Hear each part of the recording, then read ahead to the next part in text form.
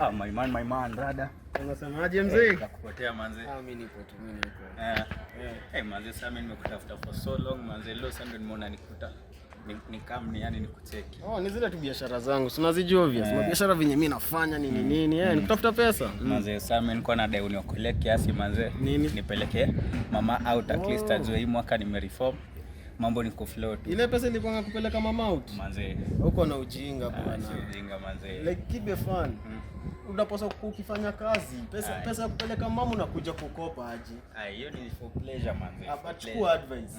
Next time ukikuja niitishe pesa ya kufanya kazi. Acha na madeni.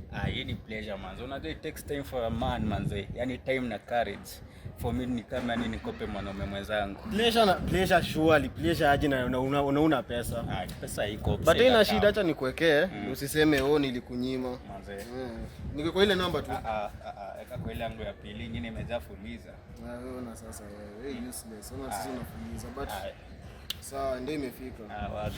Beda nikwambia atakuwa na mko na pesa. Sio kale kaboi kako hadi shilingi. Sasa ndio mko na pesa. Acha mambo. Kama sasa unataka nini?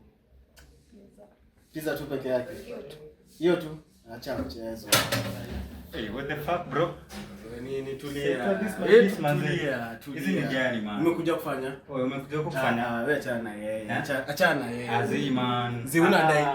What the fuck man? Wewe na pesa toke. Sasa juu sina pesa. Unapiga kelele hapa. Kelele gani na unasikia? Huna pesa. Bro. Ndio kwamba kama kibe. 3,000 tu ndio maana umeona tu chukue my girl manze. Acha 3,000. Wewe nimespend ngapi sasa? You know even poverty doesn't speak. Umetumia tu 15 hapa na nini? You know this guy gives me everything. Nyamaza. Kwani nini? Sikufanyia nini? Jamaa, unaona? Kwa kama kibe. Unaanza hapa ni kwangu toka.